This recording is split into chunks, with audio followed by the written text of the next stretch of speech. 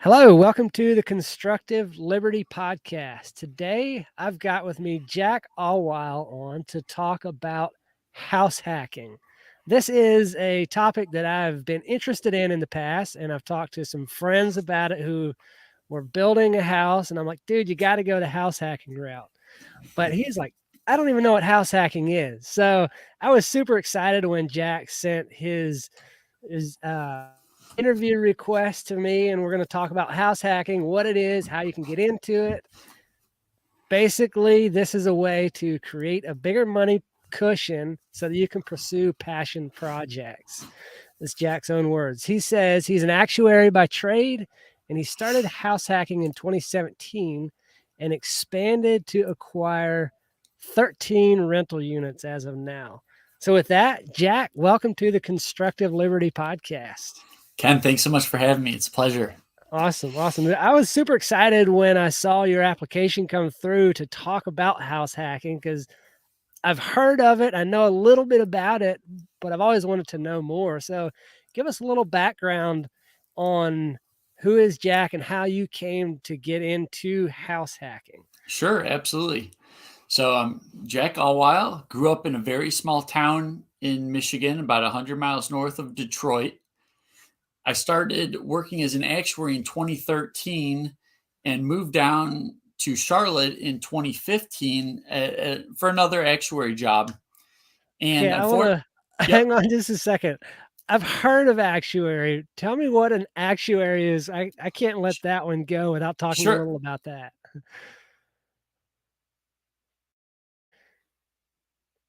Did I lose you? I think we might have lost Jack or we lost me. I'm not sure. Gotta love technology. I'm not sure if I've lost. Oh, there he is. Ah, All right. so- Sorry about that. I don't Oh, know if you're that was good. me. Froze again. Well, the joys of technology.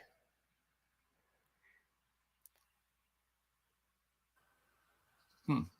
All right, you with me now, or is that on Yeah, my end? I'm I, not sure if it's on my end or your end. I'm not sure.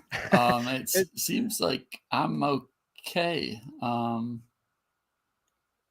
Yeah, I don't know. I, We'll just try it. yeah, I was yeah, asking you what an yep, actuary is. You said you yeah. work as an actuary, so go So into they that. they are, I would say, specialists in risk management. Oftentimes, they work for insurance companies. I oftentimes explain it as glorified budgeters. So we're making sure Mm, there's enough money in reserves to pay out the future claims. And for a life insurance company, there's a lot of risk involved because you have different people living different lengths, and there's ways to estimate those lengths, and then those cash flows in the future need to be discounted to the present in in a fashion to create what we call a reserve.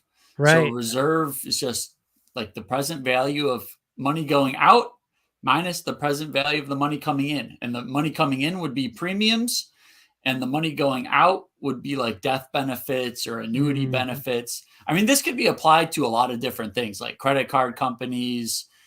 Um, I've seen like Uber and Tesla have been trying to get actuaries now.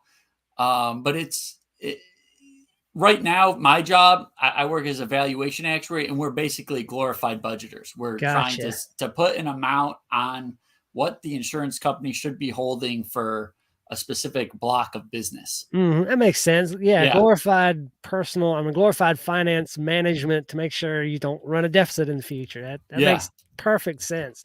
So yeah. you're still working as an actuary and you've moved from Michigan down to North Carolina at this point.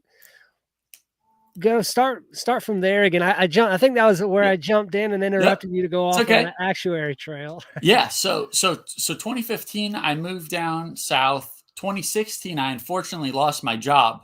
Mm, And that is when, and luckily at the time I had saved up a lot of money, and I had kind of a part-time job. I was working for this, not really working, but there's a nonprofit organization where they gave subsidized housing, and then in return the people living in the housing would throw events for young professionals.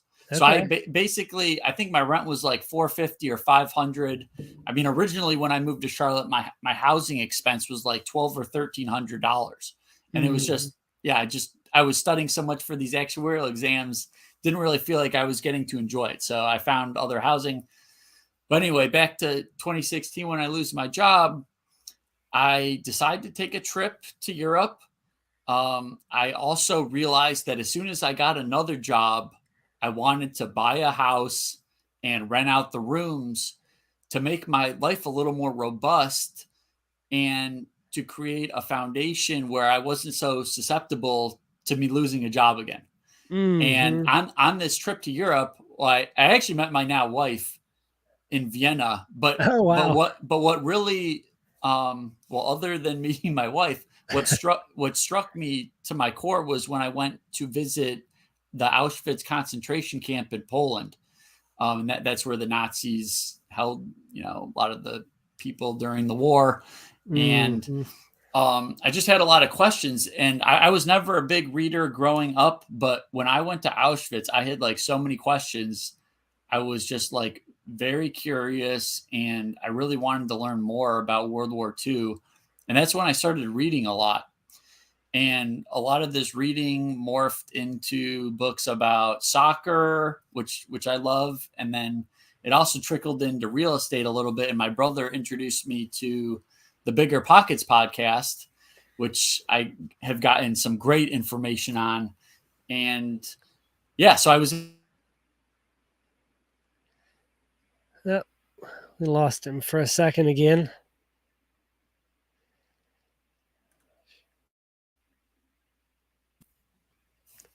Oh, all right, you're back. Uh, yeah, I don't. Sorry about that. I don't It's know what's okay. happening. We'll edit this out before I release the audio version of it. It's So it's okay. all good. So you've started listening to the Bigger Pockets podcast, and you said your brother introduced you to a book. Well, he introduced me to Bigger Pockets Okay, and kind of just podcasts in general. The only podcast I had been listening to up to that point, I think, was a soccer podcast. And gotcha. he kind of introduced me to what's it called? How I built this. Mhm. So that was kind of cool, where they interview entrepreneurs or people that have started things up, and that was kind of cool and got me really in love with podcasts. Yeah, it's interesting different people's journey through learning things and how somebody who seeks out information in today's age often ends up going through podcasts because it's such an accessible form of media to be able to learn from. You know, who's got time to sit down and watch hours and hours of videos or read hundreds of books? I love to read, but I listen to hundreds of hours more podcasts than I do reading books. So is that going through those podcasts, is that what took you down the house hacking route, or what was it that Um, got you well, into that specifically? well, I'd kind of always had the idea of real estate. My parents did have a few rentals when we were growing up, and I think it would have been in 2016. My brother actually, as a PhD student at Vanderbilt, started house hacking in Nashville, and I guess that's kind of when I said, okay, yeah, this seems like a really good idea, and I should do this as soon as I can get underwritten for a loan. Mhm. Um, but the podcast really opened me up to just different ideas.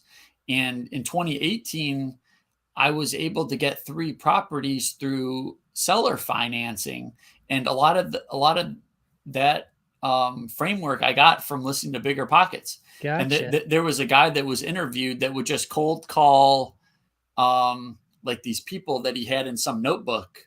Every like once a month, he would just call, "Are you ready to sell? Are you ready to sell?" Hmm. And then so and when I in 2018, when I was looking at traditional financing, no one would give me a loan. And luckily I listened to these podcasts where so I knew about at least knew to ask if they were willing to sell or finance some of these properties. And sure enough, they did. So I probably a couple years prior, I would have just given up or not even Mhm. thought to pursue it. Right. Talk a little about the process of seller financing. Well, even before we go into that, maybe our listeners don't even know what house hacking is. Give us a definition of that, and then we'll talk a little about the process of the seller financing thing, because a lot of people that I talk to want to get into real estate, but they're like, I can't get the money. I don't have a, a any credit score, much less a good enough credit score to get a loan. So I think that sounds like it could be a route for a lot of people to go. But tell us first, what is house hacking? Sure. So I would describe house hacking as using your primary residence to offset your living expense. So most people, I mean, I've heard people recently call into the Dave Ramsey show. They say, inflation's killing them. They're spending more than 50% of their take home pay on their apartment. I mean, Mm, it's kind of suffocating.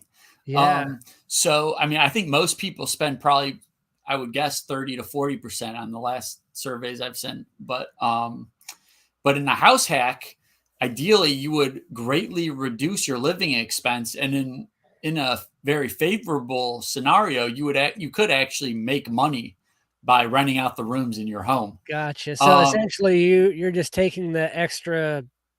Is it bedrooms like living quarters, or would there be other things you could rent your house out for as well?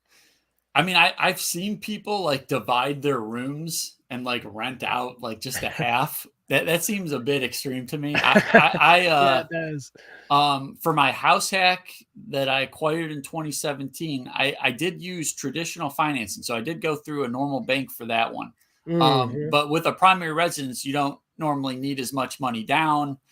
Um, and if you're renting it out, you would have that extra rent to offset some. Like if you put less than 20% down, you need the private mortgage insurance.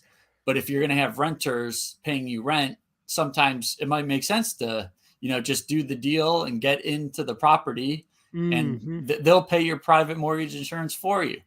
Yeah, that makes So sense. um, and you can often get in as little as 3.5% down. I think some of those veteran programs you can 0% down. I think, Wow. but I ended up putting 5% down on that first house hack. Yeah. What ab what about, some of your other properties you talked about acquiring through the seller financing? What is that process like? And I mean, is that something that anybody can do, or is there certain requirements to even get into that? So I think I also do not have great credit, and I had a unfortunate medical expense in 2017 that I was trying to dispute, and have gotten it off one of the credit bureau reports, but not the other two. So I'm still Yeah. still trying to get. I mean, and it's on for like 7 years. So, Wow. and that might have gone into me being denied by some of those traditional banks. But seller financing is basically when the former owner or the person selling it is actually financing the property. So if I approached a homeowner and I asked them basically, would you want to be my bank? I will give you, maybe 10 or 20% down and my payments with interest, and I'll even pay you a little more interest. I will make those payments to you. If I default, if I stop paying, you can take the home back over just like a bank normally would. And that's kind of what seller financing is. And the interest rate on the 5 units or the 3 properties I acquired in Michigan, those were seller financed. I put actually a third down, and I gave them, I think I was paying 6% to them. So a pretty high interest rate compared to Yeah. what a normal rate would be at that time.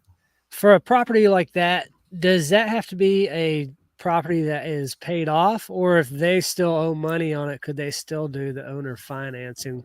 That's a good question. I'm not entirely sure how that would work. These owners, I've and the cool thing about this, how I actually found this couple was it was through another Bigger Pockets episode Ah, where that guy's cold calling, and I was cold calling property managers and asking if any of their clients needed to offload for any reason. And sure enough, gotcha. this couple that was investing in Michigan out of Washington State was going through a divorce, and they had paid off these properties. Um, so they were able to help me out here, and I guess I helped them out. Yeah, I've got a question here from YouTube. So, what's your thoughts on hacking by renting out a room on Airbnb? So that's fun. I looked into Airbnb for a little bit. The thing I was having issues. I guess if you lived in the house, it could be done and it might run smoothly. When I was looking to acquiring some properties just to do Airbnb, at least in Charlotte, and I'll say I haven't looked into this recently, but the issue I was coming across was finding cleaning services with flexible hours. Mm-hmm. It almost seemed to me you needed to have multiple units to kind of have like a cleaning crew together that you could have on a schedule, Gotcha. because it just didn't seem like their hours were flexible enough to accommodate what I would have needed. Yeah, Um, most cleaning companies, it seems. My wife runs a cleaning business as well, and ah, it's nice to have that set structure because a lot of times with the Airbnbs, it's you know, I need it done tomorrow, or I'll have to. It's very very interesting and flexible schedule. The lady that asked the question says she's a cleaning lady, so that wouldn't be an issue for her. that So that's that great. sounds perfect. I mean, Solve the I problem. would say there's kind of a scale, like on the passive side to the active side. Airbnb's somewhere in the middle, and Hmm. I would guess it's probably more profitable if you got a rhythm and got Right. the cleaning aspect down and managed, but it would probably take up more time. So I guess that's Hmm. the downside. Yeah. What's it like finding I don't know, do you call them roommates or house hacking dormies, or what's it Yeah. like finding people to rent a space from you? Hmm. Is there an app for that? I mean, it seems like there's an app for everything these days. Yeah. So I was using what's called My Smart Move. My smart move. Okay. It's a website, and basically you just get the prospective tenant or roommate's email address. You put it into My Smart Move. They will send them a screening questionnaire. They will then put in like their vital information, like their social and all that, and then the person running the screening. So I would receive a credit and background check of their information. And so I was going through that in the house hack, and I think it makes everybody feel more safe knowing Hmm. that you're screening all of the people, because I was renting out individual rooms, and these people didn't necessarily know each other beforehand. So I think it made everyone feel safer, and I also ended up installing individual locks on the doors just Gotcha. for a little bit more added security and Yeah. privacy. I can see how that would definitely be a benefit if you I would be one who wouldn't want to rent a room from somebody and not have any form of security on Hmm. that to lock that space off. So I can see how that's definitely an added draw there to put that in. What tell me about some horror stories. Have you run into anything like that? What's Um, any I I know there's a lot of benefits, the having somebody else pay for your home, that sort of thing. There's got to be some downsides to it as well. there's absolutely some very down moments. So one thing, I bought this house kind of with the mindset of what would I want if I was a renter, and a lot of the places in Charlotte have pools. So I actually kind of I wasn't actively seeking a place with a pool, but I thought if it Mhm. had a pool, that would probably be a plus and a selling point. Now, when I got the house, it was about to go into foreclosure, and the pool was jet black. Now, Mm. I could have just found a cleaning service, but I was kind of stubborn and I tried to do a lot of the cleaning myself. So I remember spending just like hours on this pool, Mm. oftentimes. And on the weekly, I didn't trust myself with the chemicals. So I would take a water sample into the store. They would basically tell me what I need. So there was a lot of pool maintenance learning initially. And then I guess my worst horror story, I would say, was um, back in August. I had a roommate. She was supposed to be out, I think, by the end of August, but she ended up staying a couple days into September. Gotcha. And we had always split the utility bill evenly across the roommates. and unfortunately, a pipe burst from the street to the house, Oh, and it spiked. The water bill spiked. I think it was in September, but because she had stayed in a couple extra days, she had basically been exposed to that September bill, and right. she was not happy when I sent her split for the utilities, and she actually ended up taking me to a mediation. Oh no. And I'd never been in one of those. Um, she was quite upset about it and kind of wanted me to pay her. Um, so I didn't ask the tenants to pay any of the repair work. That was Right. on me. It was really just the high water bill that was under question, and so that was very stressful.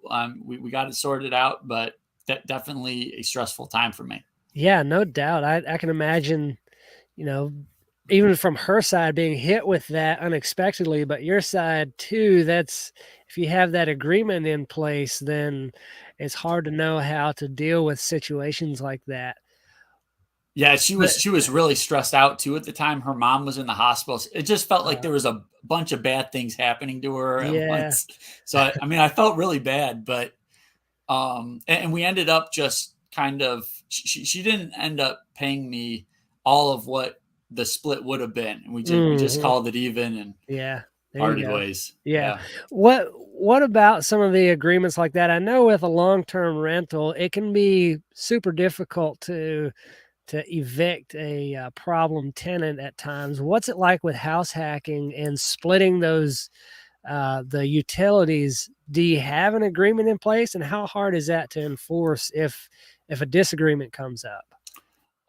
So I gave access to I had an Excel spreadsheet where I kept records of the utilities by month so they could Hmm. kind of see how there's some seasonality, the electric and the water spike in the summer when we're using the pool, but then the gas spikes in the winter when we're using the heat. Yeah, So just to get them comfortable with how like the seasonality of the utilities, so they had access to that. They could question me on anything, and was always just splitting it by the number of days they lived in the house. But gotcha. luckily, we really didn't have any disagreements outside of that one high water bill that led to a mediation. Hmm. In terms of evictions, luckily I'd like to think this was because of all the screening on the front end. We never really had a super problem with like an eviction in Right. my house act. Now in Michigan, I have had gone through some evictions with people, but I pay a property manager now to Gotcha. manage those, and he takes care of that. But in terms of the house hack, I luckily have not had any problems Yeah. with that. Yeah, I imagine the screening on the front end probably does play a huge part into that because you can kind of gauge how people are, just by having a small conversation with them. And it's hard to sometimes make that judgment, I'm sure, because you don't want to judge people on first impressions. But on the other hand, you are inviting somebody into your home, so you want to have a very strict process for that, I'm sure. Talk a little about, you mentioned you acquired those properties in Michigan, and you've worked your way up to, I think, is it 13 properties now? 13 units now. 13 units? Okay. Yeah, so there's 4 properties in Michigan. There's 2 single families, a 3 unit, and then we got a 7 unit last summer. And Okay. then in South Carolina, we actually have a short-term rental at Myrtle Beach, which Oh, is quite gotcha. cool. Oh, that's awesome. That's awesome. Yeah. Are these like full-time rental units Yep. Yeah, okay. yeah. The Okay. the ones in Michigan, I think. Well, I have some renters on month to month now, but most of them are on year leases, or in some cases, they're on 2 year leases. Now, I locked them in on 2 year just to reduce the turnover, but at the same time, I kind of started thinking, well, if the expenses if inflation really does start to ramp up, and I can't change the rent, that could Mhm. potentially become a problem. Yeah. And that was kind of the thinking to diversify a little bit into a short term rental in Myrtle Beach because they're only staying a couple nights at a time, and it's whatever the market can take, they'll get in rents. So Yeah, for sure. Was the long-term rental, was that kind of a thing that grew out of the short term, realizing like the house hacking, realizing the potential return on real estate? Is that what was the progression there for you? absolutely. So I started out with the house hack, and I'd say one of the best things about house hack is it's kind of like landlording 101. Mhm. You're getting like, you have your training wheels, you kind of get pushed to the fire. You got to learn some things, how to screen a tenant, get a lease, just walking a tenant through a property. And right then, and then I started listening to Bigger Pockets and real estate podcasts while I was house hacking, and I became very interested. And I still remember that there's a concept they call the Burr strategy. It stands for buy, rehab, rent, refinance, repeat. And when I Hmm. heard that concept, I'll never forget it. I was standing in my kitchen. I was like, this is like the ticket. This is what the really wealthy people must do. They buy like a fixer upper. They make it better. They rent it out, and then they refinance to pull a lot of their cash out, and then they can go do it again. And Mhm. while I haven't really gotten to that point where I've really pulled cash out of any property to roll it, I started thinking like that's really long term where I want to Yeah. be. Yeah. Have you said you haven't pulled any cash out. Have you used that to finance the next property? I will say the first three Michigan properties, while I didn't pull cash out, I actually very aggressively paid them off. Gotcha. So when I was going to look at the 7 unit in some of these bigger places, now those traditional banks would look at those favorably. It's like, okay, he's been responsible with these three properties, he's got them paid off, and God forbid if he were to default on ours, we could, look at these other properties as Yeah. kind of collateral. Right. That makes um, perfect sense. Yeah. What's the process that you go through? You come across these properties, you've done your cold calls and all of that. When you actually have the opportunity to go buy the property, is there a process that you have for analyzing and acquiring that property? I love Excel. I wouldn't say I have like strict guidelines in terms of like what does my cash on cash return need to be, or does this seem like expensive or cheap? I kind of like for the 7 unit, for example. When I acquired it, it was getting about $3,100 in rent. And just by going to the property, the property was very nice. It was all rented. Some of those people had been there a really long time. Um, and just looking around also at Craigslist at what other rents were, the rents seemed very low at this place. So, and this 7 unit I purchased for $259,000, and it was getting 3,100 in rents. But I thought actually it should be getting around 3,800, and oddly enough, we're now actually getting 4,100. And now Wow. it's and a lot of those people were about to come up on their leases, so we did some shifting. And so at that price point, I could have seen someone paying 100 grand more than what I paid. Hmm. So it's kind of just like looking at what the rents are versus the market prices. And um, I mean, I try to look at a lot of properties just to get a feel for if you were, and they call them like a cap rate. It's basically the percentage you could count to get on if you paid all cash. So if you paid 100 grand for a property, and after all the rents and expenses, you're left with 5,000. Okay, that's 5%. And if you paid 100 grand for that, that would be called a five cap. Gotcha. So it's kind of just getting a feel for what the the rates are in a particular area. In the nicer areas, people will pay more, and oftentimes that cap rate is lower. Gotcha. So you might pay $100,000 just to get $2,000 after everything in a super nice area. Where if you go to some of these places in the Midwest, you might get 5, 6, 7%. Wow.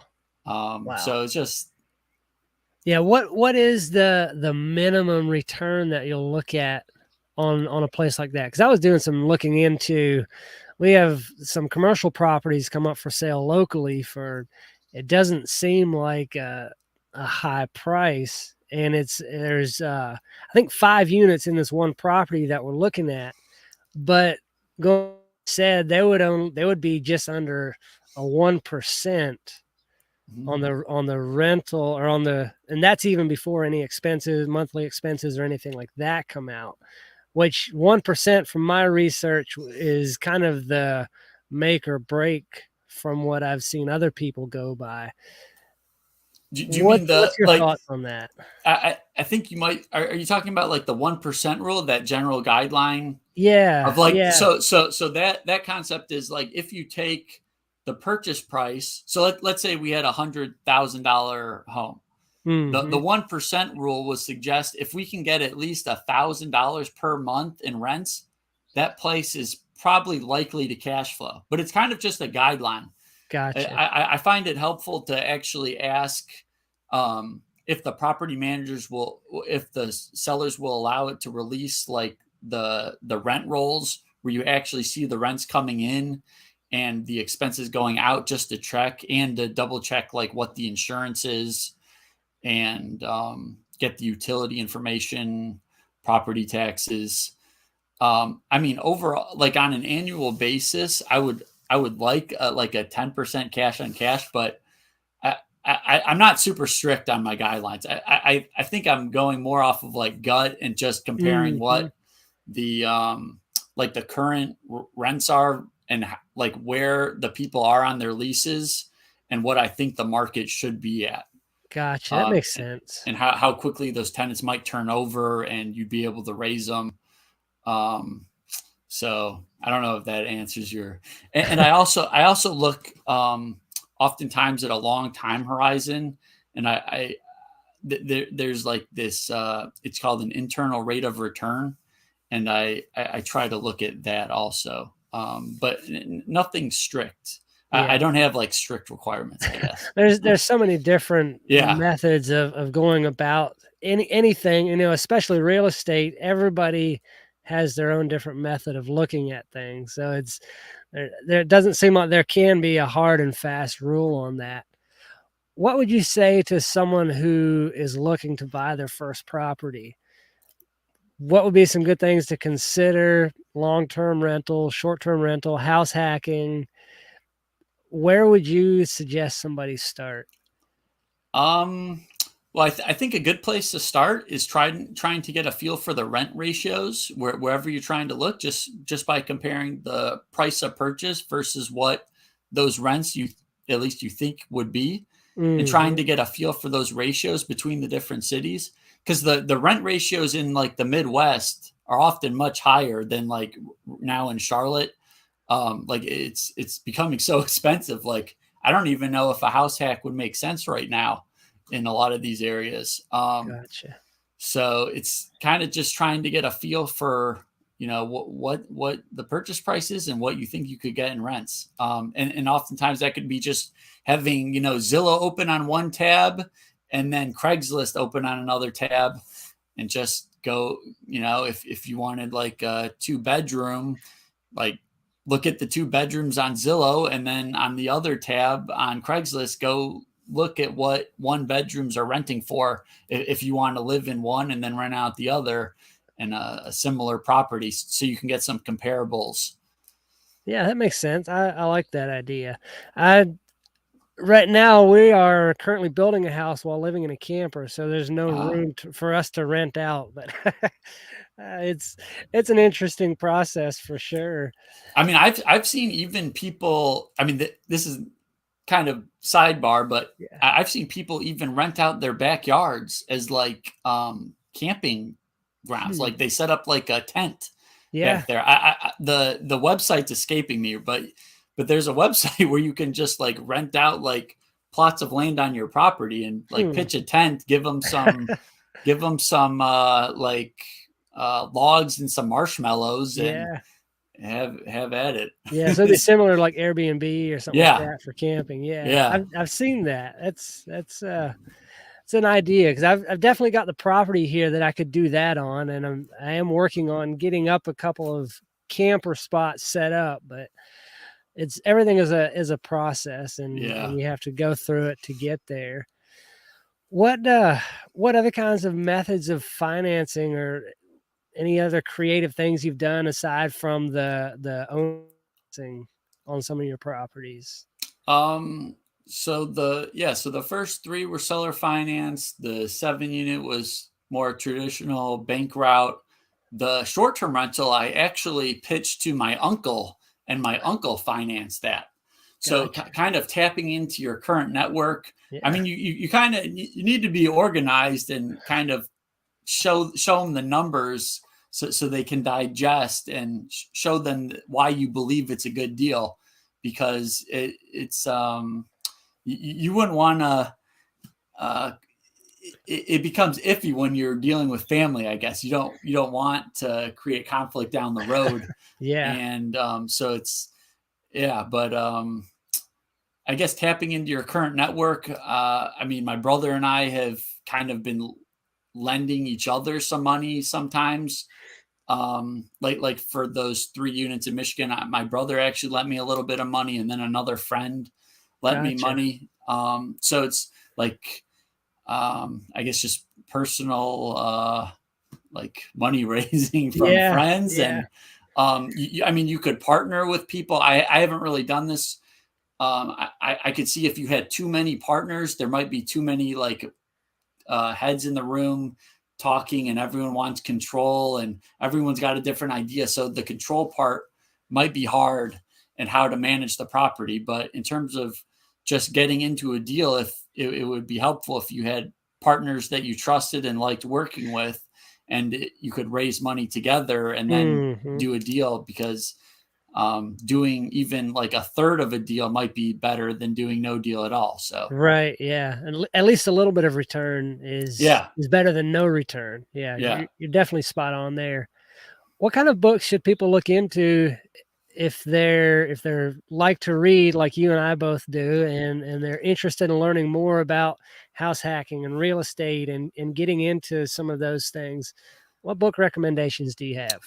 Well, just like a business classic is like Cash Flow Quadrant and Rich Dad Poor Dad by Robert Kiyosaki, I would say. I mean, a book back to like the private capital. There's a book by, I think it's Anson Young, Raising Private Capital, that I really enjoyed.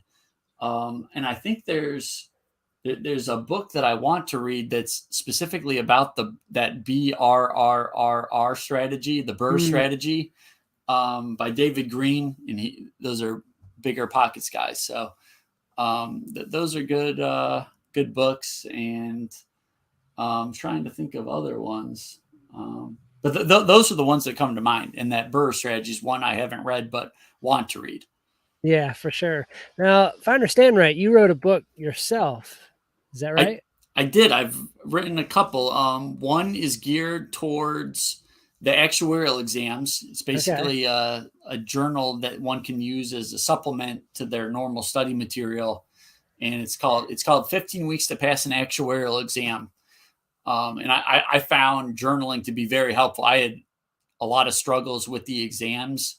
That there's 8 of them that I went through, and the sixth and seventh I failed 3 times a Oh, piece, wow. and they're only offered every 6 months. You really got to Ooh. make it count when you can get a chance to take them. So So when you um, failed, you had to wait 6 months to take it again?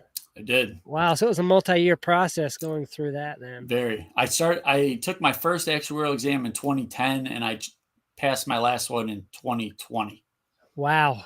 So Yeah, and then that's quite the process. yeah, and then the other book, and this is related to house hacking, because it frees up money to pursue passion projects, and that's kind Mhm. of really what I like people to hear. And one of my passions is soccer, And when I did the house hack, I basically eliminated my living expense. Right. And I was able to pursue these other passion projects. And one of the things was I kind of took my actuarial background and tried to construct a model to help betting on the World Cup. Gotcha. And that book, that process turned into the book, the post analysis called "Make Better Bets." Okay. So that's the start of that book. But it's yeah, it did really start with the house hack. Yeah. In your application, you mentioned a story in the book. Do you want to go into that? You said a girl that you mentioned in the book. So yeah, so back to the Europe trip, and I do some flashbacks in that book of my trip to Europe after getting fired, and Mm-hmm. I luckily met my now wife Elena in Vienna, and I had a chapter about that in the Oh, that's book. cool. Yeah, so yeah, she's we're going through the green card process right now, but she moved here full time May last year, That and is awesome. yeah, so we did long distance for like 4 years, but Oh, wow. finally made it work. So That's so cool. yeah, Jack, I really appreciate you coming on the podcast today. Is there anything else you would like to say before we go? I would just like to say, I mean, I found it so beneficial to pursue passion projects just for the sake of it. Like, don't worry about any reward. Just just do things you want to do and try to learn, and good things will come out of them. Yeah, awesome. Jack, thanks so much. I appreciate it. Thanks, Ed.